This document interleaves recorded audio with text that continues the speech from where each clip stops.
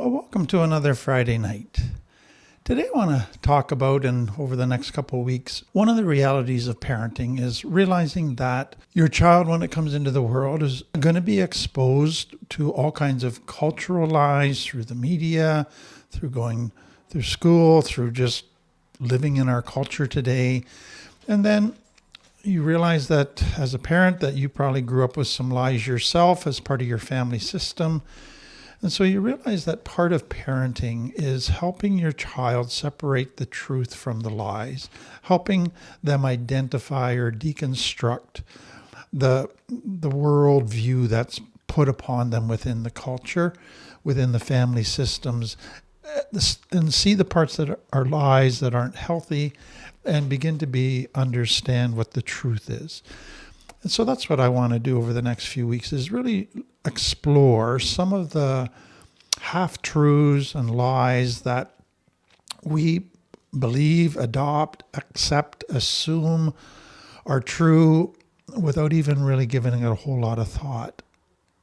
Somebody has said that the greatest source of our suffering are the lies we tell ourselves. And that was probably developed by Alvin Semrad and then has been used by others. But it's just realizing there's a part of healthy living, a part of recovery that's an intellectual identification of lies and replacing them with the truth so that we can live by the truth.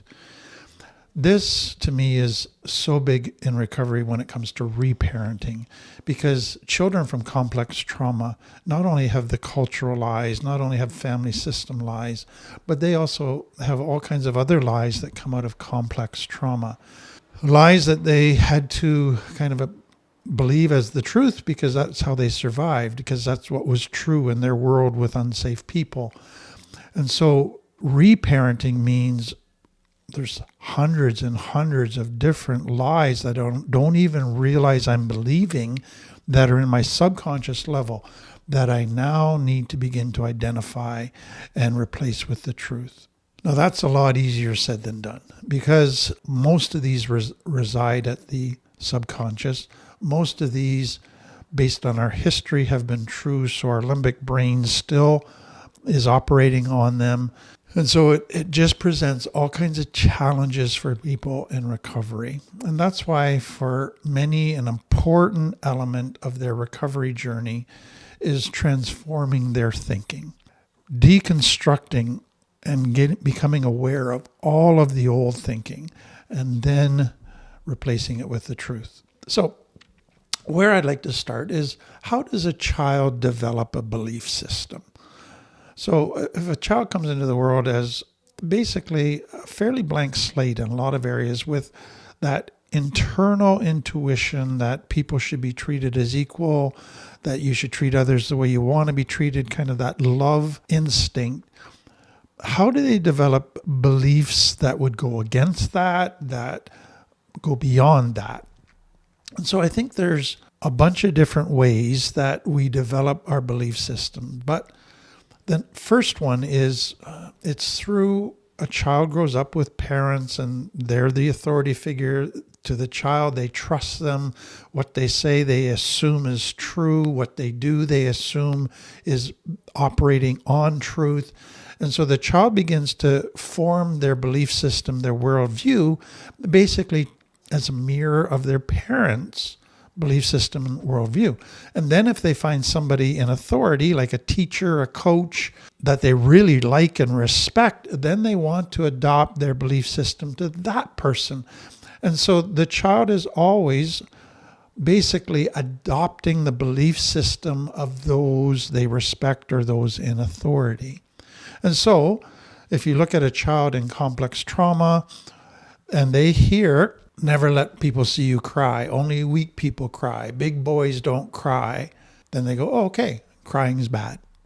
Crying is weakness. Or they hear you only need family. Family is always there for each other.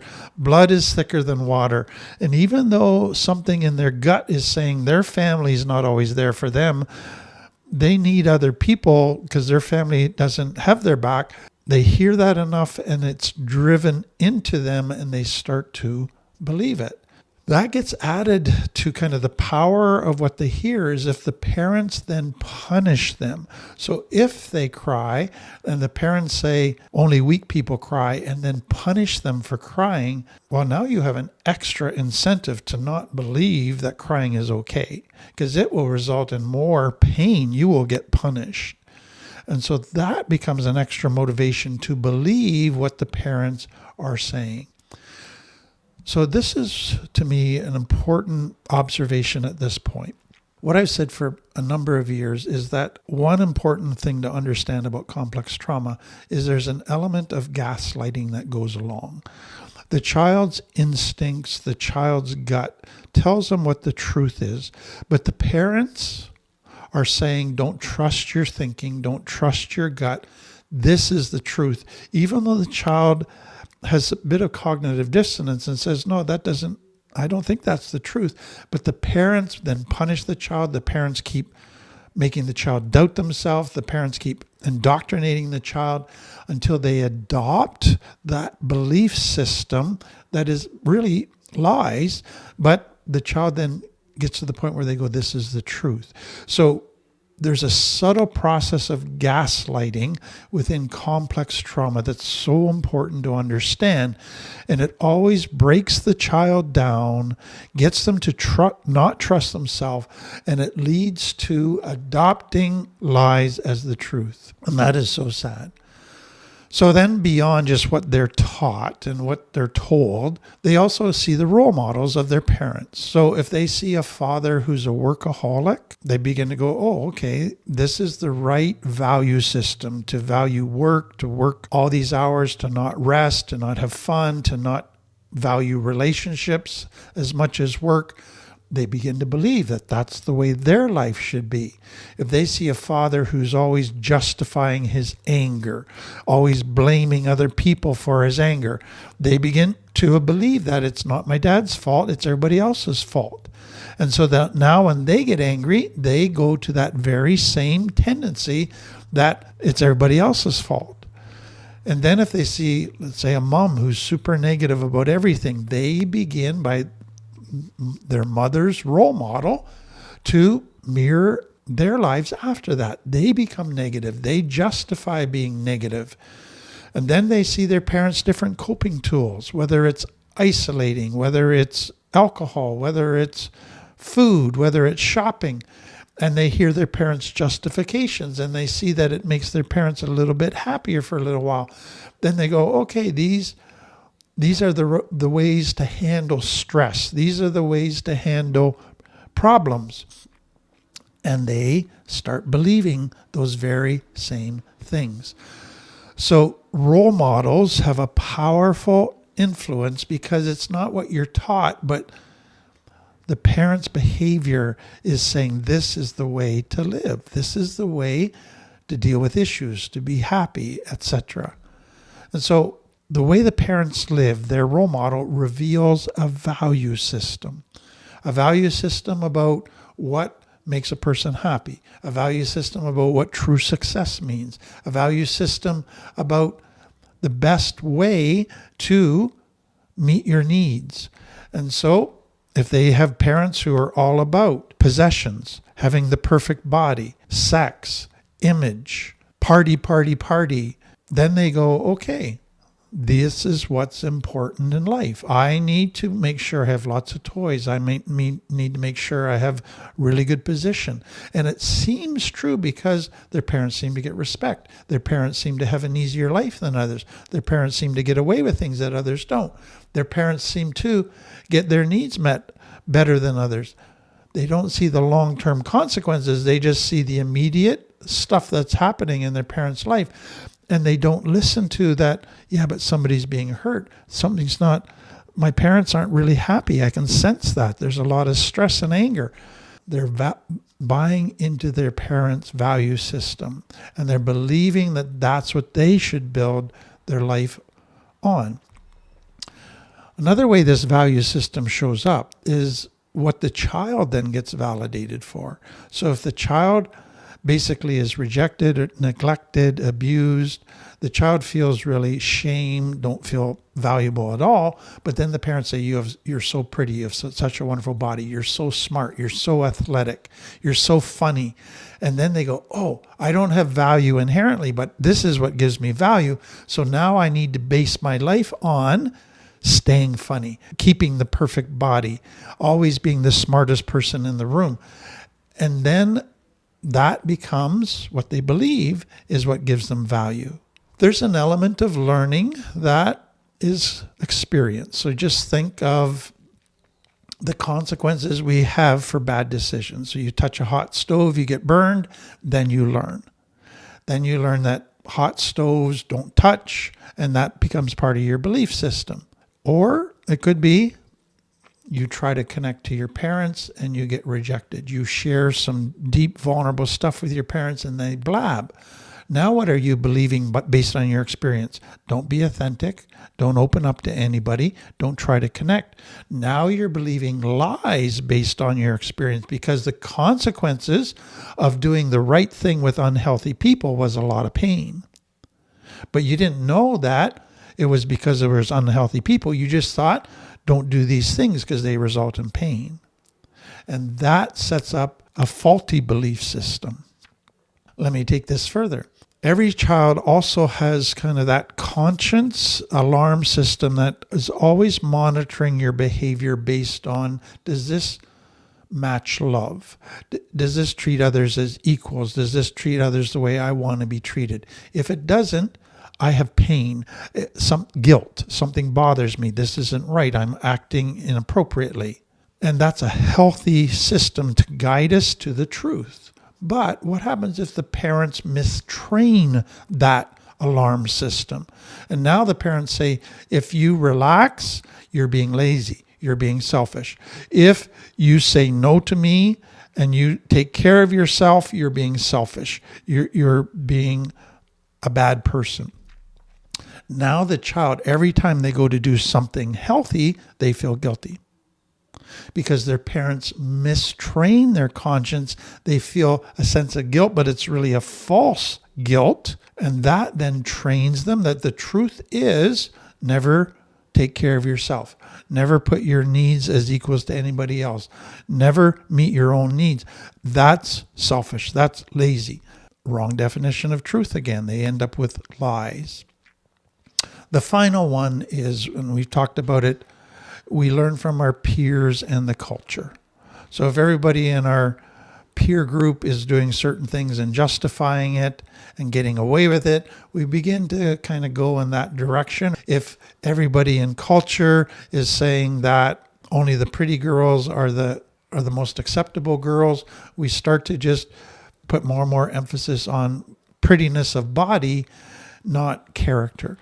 And so there's a cultural dimension that is part of what we slowly are presented as the truth, and we can easily fall into it.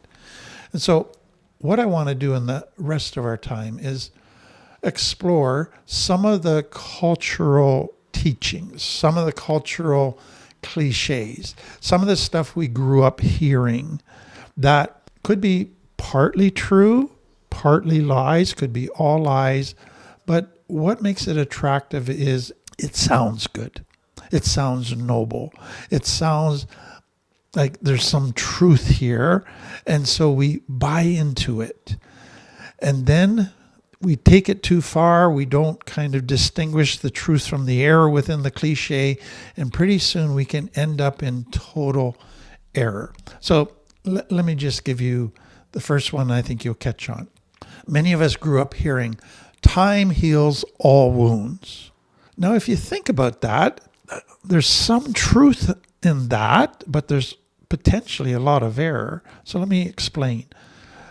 Time is necessary in the healing of a wound, but time in and of itself doesn't heal that wound. What you have to have is time plus doing the right things. That's what heals the wound. Time in and of itself isn't the only ingredient. And so if time healed all wounds, then trauma would automatically heal itself. And anybody with trauma knows that that is not true. So it's time plus doing the right thing. So if you grew up hearing time heals all wounds, then the danger is you go to, in your thinking, go, okay, I don't need to work on anything. I don't need to be an active participant in making hard decisions to bring about healing. I just let time pass. And that could be very dangerous. A second one, whatever doesn't kill you makes you stronger. Many of us heard that growing up. So it's partly true that it can be that if something hurts you, it can make you stronger if. It's not going to automatically make you stronger. It'll make you stronger if you have the right tools to apply to the hurt and the right support. If you don't, so something that could have potentially kill you, something very tragic, if you don't have the right tools and support, it will send you into fight, flight, freeze. It will create trauma. You will end up existing and surviving, not thriving. It will not make you stronger. It will drive you into dissociation and frozenness. The only time that what doesn't kill you makes you stronger, in other words, there's a resilience there, is when you have the right solution to process the pain, the right tools to process the pain, the right support to process the pain. Now, I think where this came from for many people is they look back at some of the very difficult times in their life and they go, yeah, see, that ended up making me stronger. And they go, oh, okay, difficult times make people stronger. And they jump a step. Because I could take you to thousands of cases where tragic circumstances did not make a person stronger. It froze them in time because of trauma. You got to see that intermediate step, the right things, the right tools, the right support, the right process.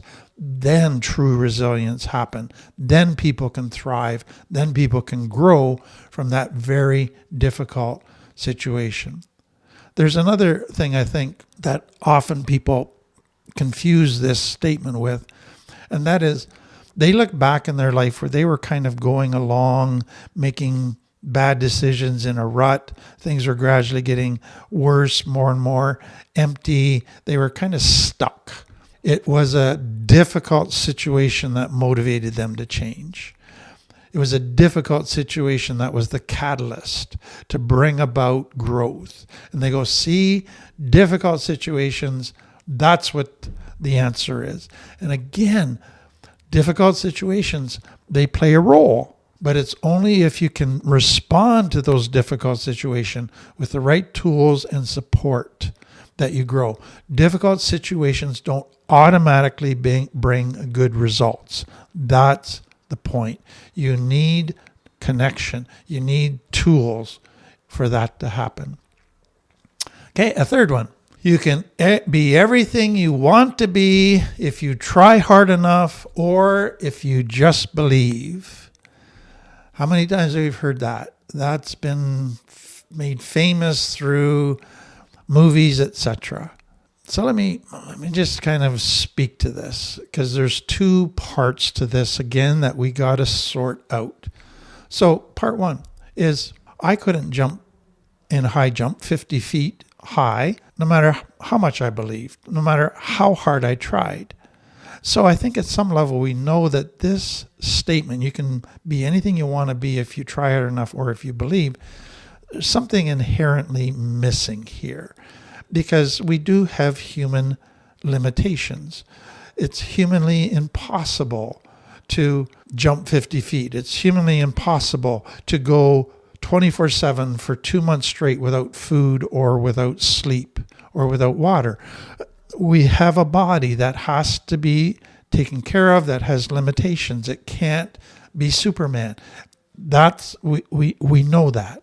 So there's the second piece, and this is to me where it's got to be, this statement's got to be qualified, but I think there's value for complex trauma people, because what happens with many people in complex trauma is they've been made to feel not good enough, less than, a failure their whole life. They have this strong internal critic that's always pointing out their flaws, their weaknesses, And they always are giving themselves messages that they're not going to be able to pull this off. They're not good enough to do it.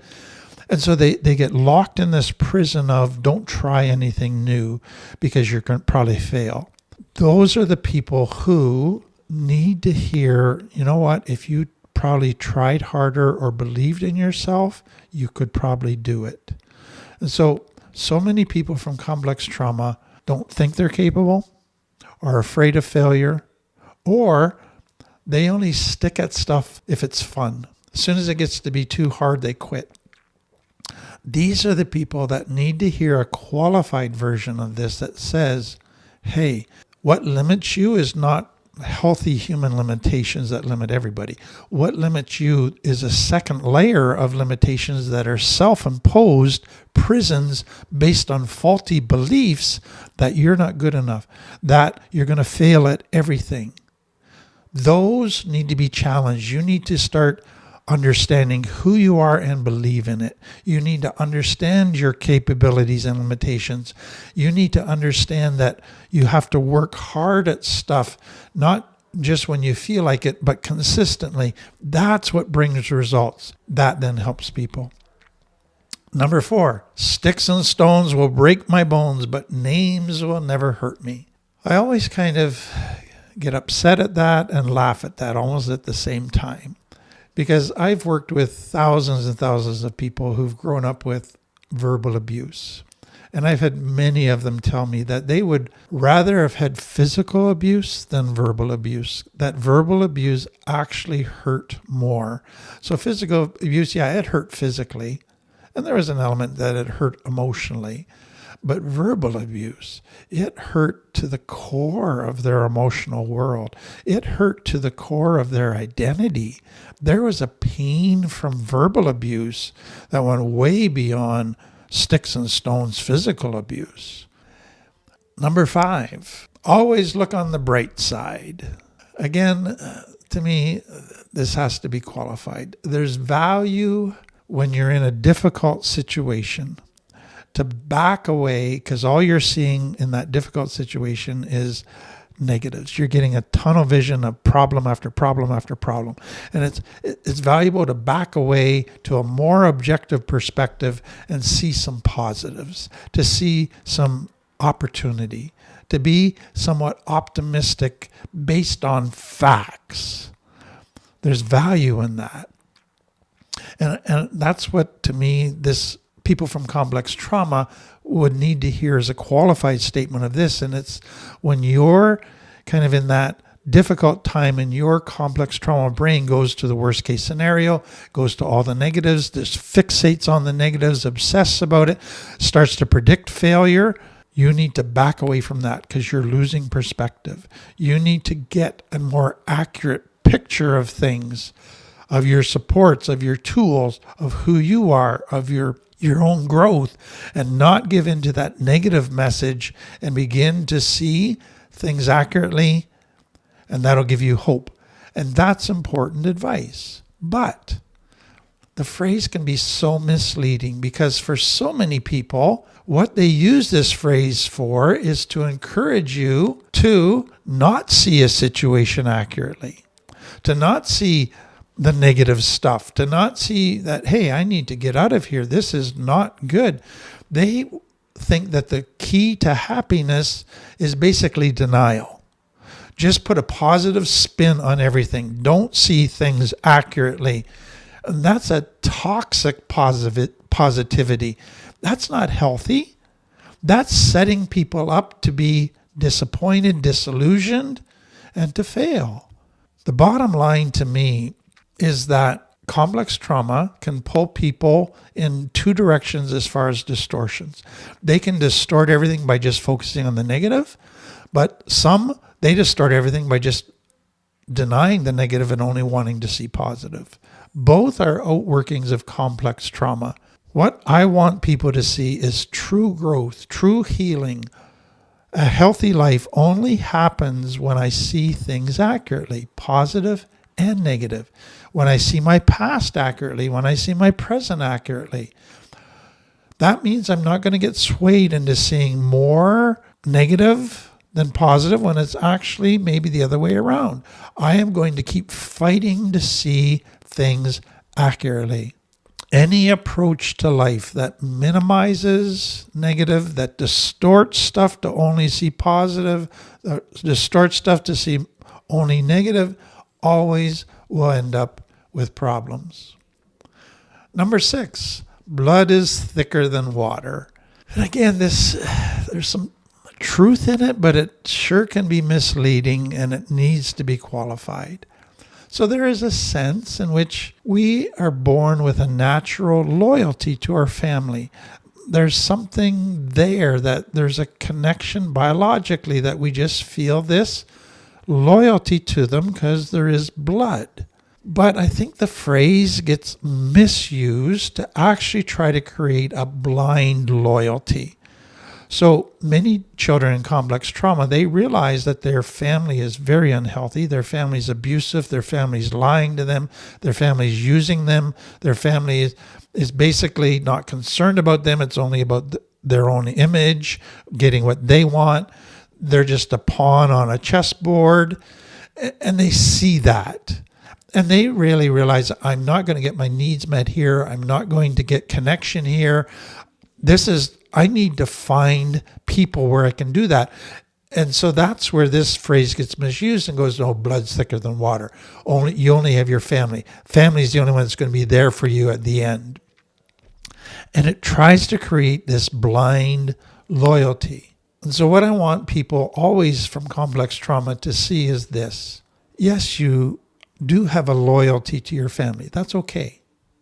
But that doesn't mean it needs to be a blind loyalty that excludes other intimate relationships. It shouldn't exclude creating a surrogate family where your needs are actually met, where you can truly connect, where they are safe people. That's okay. And so your blood family, in most occasions, doesn't become your closest relationships. You create that in a surrogate family. And that is okay. Number 7, forgive and forget. How many times did people hear that growing up?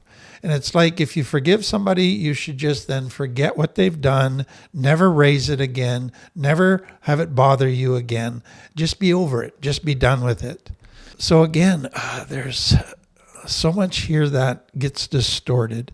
But I think where this phrase comes from is this. There's 2 points in the forgiveness process. So what I want you to understand is forgiveness is a process.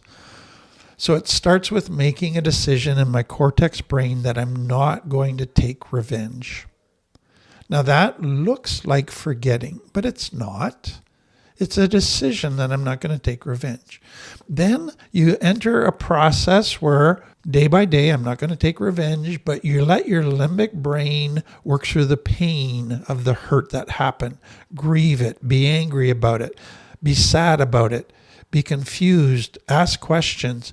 And you go through this process that could take 2, 3, 4 years until the limbic brain finally is able to let go of the pain, of the hurt.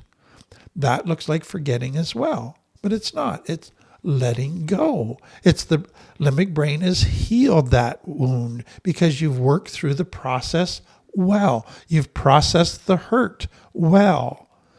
So forgiveness isn't something you just force, though you make that cortex decision. Forgiveness is something that just happens naturally as I'm working on processing it in healthy ways and healing myself and growing myself. And then one day I wake up and I go, oh, I'm over that. And so I think people misuse this statement to say, I hurt you, get over it. You're supposed to forgive and forget. Let me back into your life. Let me hurt you again. Don't make me accountable. Don't stop trusting me. Don't set up boundaries with me. It's a misuse to try to manipulate the other person to let them away with what they've done. The reality is our brain is wired so it doesn't forget deep hurts. We can't forget deep hurts because the brain is saying, I'm not going to forget this hurt because I don't want it to happen again. I need to prevent it from happening again. And then what we find as we go through life is that's true. something happens that's very similar to what happened in that hurt, and it triggers a memory. And we go, oh yeah, I remember what happened. And it brings up emotions. And we go, oh yeah, that really hurt. And we go through kind of processing it all over again. So the brain doesn't forget. Our experience proves that. So it's impossible to forgive and forget. That's what I want you to see. So here's what I want people to understand. I had so many clients who've been raised on forgive and forget. And whenever they raise it again to try and resolve it, whenever they get triggered and the memories come back, they immediately get down on themselves. They immediately think they're failing. They immediately think they're doing something wrong. And so what I want them to hear is, no, you're not doing anything wrong.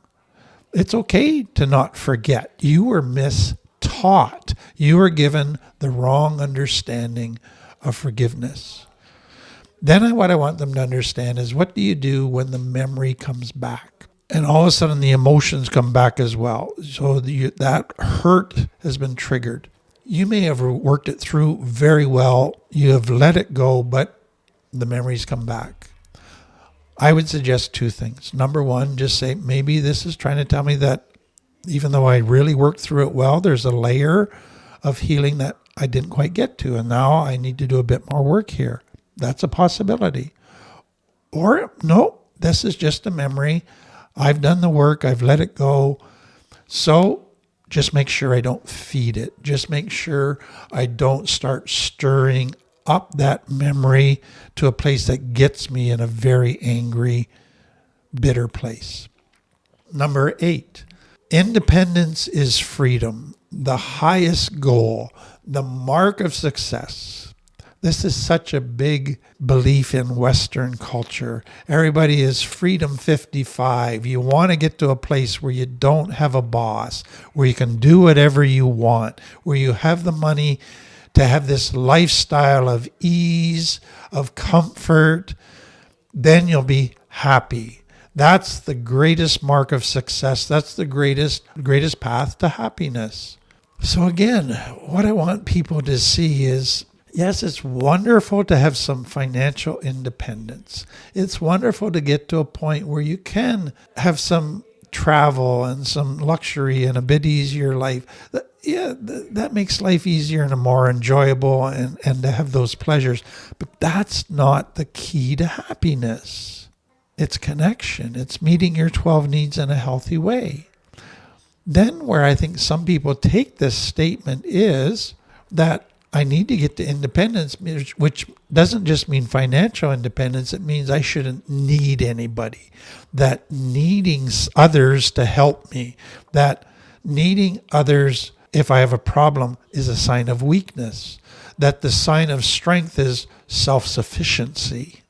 That is so wrong. And so there's, again, a truth that, yes, I need to grow in self-sufficiency where I learn to meet my own 12 needs, but there's always going to be, in my life, no matter how healthy I am, a need for other people, for connection, for companionship, for meeting some of the needs I can't meet myself. I'm always going to have difficult times where I can't meet my needs in those times, and I need somebody to help me out.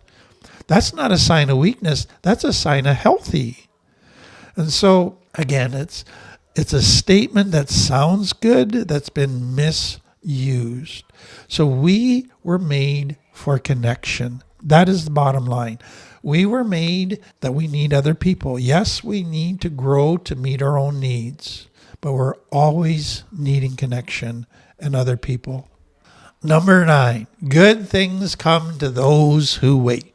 Again, it's got some truth in it, but it can be misused. So the truth is, yes, patience is often required before good things come. So good things just don't magically drop in our lap. That we have to work hard. We have to wait. We have to go through a process. Then the good things finally come. But to say that good things just magically show up if we wait long enough, no, that's misleading. And so we all realize that farmers put seeds in the ground, then they have to wait. And The plants need time to grow, but the farmer's got to weed the plants, spray the plants, take care of the plants. There's a process, and they got to wait. So waiting is a key element of life. It's a key element of getting good results. It's a key element of recovery. And I think it's so important to emphasize that part, because so many people come into recovery in our kind of instant thinking gratification Western culture that just says I should be magically fixed. I shouldn't have to go through this slow, messy, painful process of working through a lot of hard work and painful stuff before I get to a place of great healing. But you have to. Patience is required. And that's where so many people struggle. They just get tired with it. It's taking too long. I should be fixed by now. And so they have to learn patience. But what you have to understand is patience doesn't just heal trauma. Just waiting doesn't heal trauma. You have to go through the process. You have to go through the hard work. You have to connect and do the right things. The next one, number 10, everything happens for a reason. Now this one is tricky, but it's really important to think through carefully, because it is potentially dangerous. So many, after they've gone through a whole bunch of hard things, look back years later on their life and they see that because of those hard things, it took them to places, it resulted in growth that was very positive in their life. And they go, oh, bad things, those things all happened for a reason. But the danger is to begin to think that there's God or the universe who basically are kind of laying out this plan for my life and are saying, okay, they need to be raped, they need to go through a car accident, and good is going to come out of it. And I go, okay, I've dealt with, again, thousands of clients who've been molested as children, who've had a dad who comes home drunk every night, angry, beats them up, who've been raped. And I go, did the universe go, yeah, it'd be a really good idea if this person endured that stuff. I think that's good for them. And I go, I don't know if that's really the kind of God or universe that you're wanting to ascribe to. So what's the better way to look at this? And it's basically bad things happen. It's not that there's some plan that says they should happen. It's not that there's some God or universe up there laying out a plan for my life that says I want them to be raped. I want them to be beaten up for years by an angry drunk dad. No, those things happen. That's life. But built into every painful, tragic event, built into human nature, is the potential for resilience, the potential to bounce back from it, to not be defeated by it, to learn tools that can turn the tragedy into a triumph. And so that's where people go back and say, okay, that terrible thing that happened, that wasn't God's doing. That wasn't the universe making it happen, saying that would be a good thing. This needs to happen for a reason. No, that happened. But thankfully, I had the support and tools that enabled me to turn that into a positive, to take a negative and turn it into a positive. I think that's more helpful way to look at it. Number 11, winners never quit. Again, there's an element of potential truth here. And I think what people originally were trying to convey is that you don't become successful by quitting at the first difficulty, at the first obstacle, at the first setback. That success requires perseverance through hard times, setbacks, difficulties. And so it's the true winners are ones that stick at it and keep working at it. But where it can get misunderstood is you should never quit ever in any circumstance. But yet I've been in situations where I've gone into a venture, and after going into the venture, I go, you know what? I realize I'm not really cut out for this type of work. I need to quit. Or, you know what? This isn't the right time for this venture.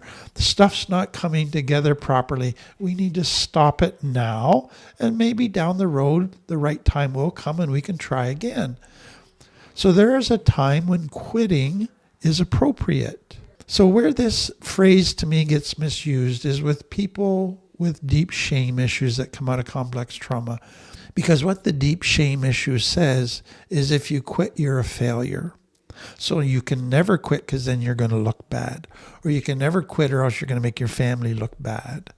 And so you got to stick at stuff even when it's falling apart. Even when it's obvious to everybody that it's a bad idea or it's not going to work. Shame keeps you from knowing when to call it.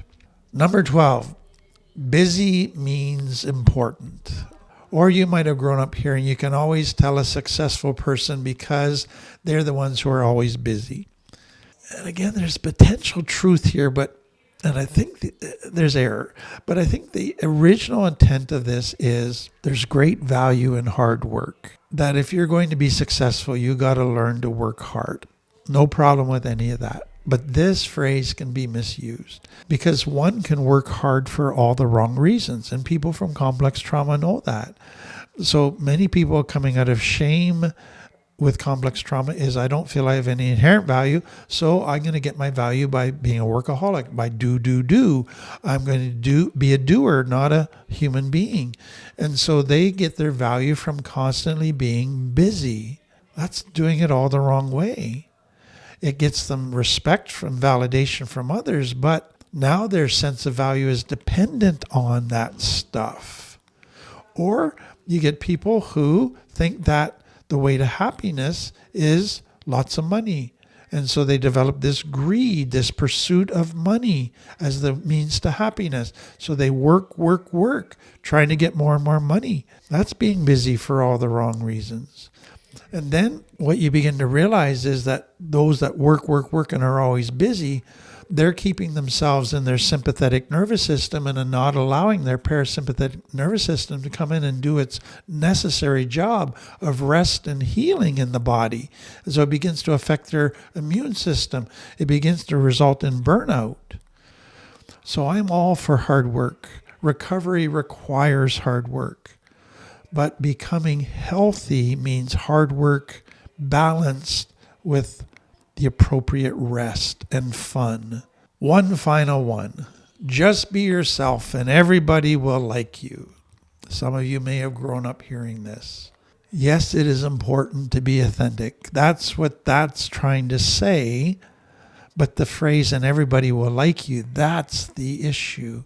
Only safe people, healthy people, are going to like authentic people. Everybody from complex trauma knows that if you're authentic with unsafe people, unhealthy people, they're not going to like your authenticity. It exposes their weakness. It exposes their issues. And they're going to try to shut you down. They're going to punish you for being authentic. And so to tell a child, just be authentic with everybody and everybody will like you, is setting the child up to potentially be hurt. And so the issue again is we can't have healthy unless we have authentic relationships, but it's got to be with safe people. Complex trauma kids had to learn to wear masks and not be authentic and to fawn in order to survive because their world was unsafe people. That's what they had to do to be liked. And so now we have to help people begin to develop an understanding that, yes, be authentic, but make sure it's with safe, healthy people. So that's 13 cultural cliches that many of us grew up hearing. I hope just kind of deconstructing them will help you in your own reparenting process. So if this video was helpful, please like, share, add a comment. Thank you for being with us.